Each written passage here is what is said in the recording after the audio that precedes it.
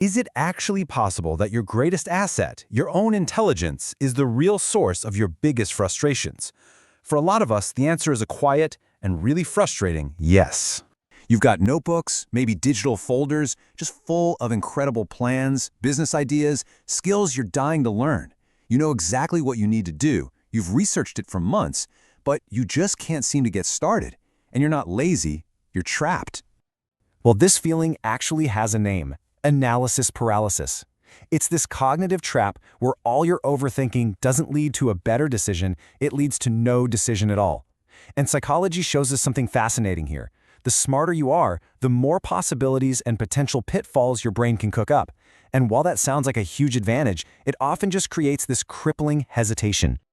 This is exactly what it feels like, isn't it? Your mind is working overtime, just churning and churning, but you're not actually moving forward. It's basically the mental equivalent of spinning your wheels in the mud. Lots of noise, tons of energy, but you're still stuck in the exact same spot. Progress is completely stalled because your thinking has taken over. Let's break this intelligence trap down into 3 really common sides. First, there's the paralysis of choice. You spend months researching the best way to start and end up never starting at all. Second, you have the illusion of productivity, where you trick yourself into thinking that learning about something is the same as actually doing it. And third, the big one, the fear behind perfectionism. Because let's be honest, if you never finish it, it can never be judged, right? Let's dive into the psychology behind this paralysis so we can really understand how our most powerful tool, our own brain, can sometimes end up working against us.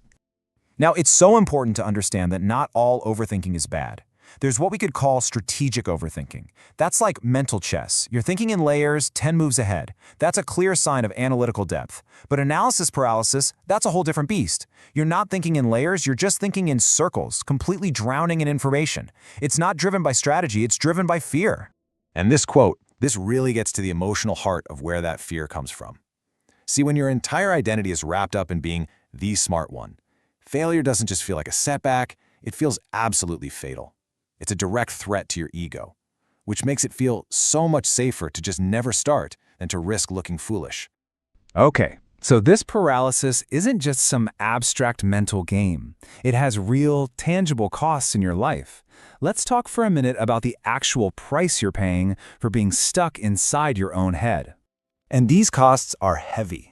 You lose out on opportunities. You have to watch other people, maybe people you feel are less talented, launch their projects and succeed while you're still on page 1 of your plan.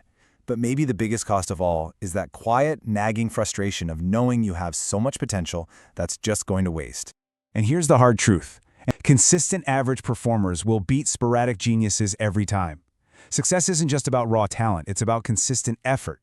The person who just shows up and does the work, even if it's imperfect, will always outperform the genius who's trapped in their own head. But the good news is, you can absolutely escape this trap. This isn't about trying to be less smart. It's about learning to use your intelligence in a totally different way. And here's the most crucial point to get. The way out is not another beautifully crafted 20-page plan. You've already got plenty of those, I'm sure. No, the escape route is a fundamental shift in your entire approach, moving from thinking to doing. So here are 4 concrete steps you can take to break that cycle. Number 1, lower the barrier to action. Make the very first step so ridiculously small you can't say no. 2, ship messy work. Give yourself permission to be imperfect. Remember, done is always better than perfect. 3, focus on output over input. Stop consuming information and start creating something. And 4, build your effort muscle. The ability to act gets stronger and stronger with consistent practice. Please remember this. All of that anxiety, all of that circular thinking, it feeds on inaction. The moment you take one small step, you break the cycle. Action is the most powerful antidote to the anxiety that's fueling your analysis paralysis. Let this be your new mantra. Seriously, it's not about achieving some flawless victory on your first try. It's about making small, consistent, imperfect progress. That messy, forward momentum will always be infinitely more valuable than the perfect potential that you never acted on. So, let's end right here. The real question was never, ever about your intelligence. You've already proven you're smart enough. The real challenge now, well, it's about courage. It's about having the courage to step out of the comfort of your own mind.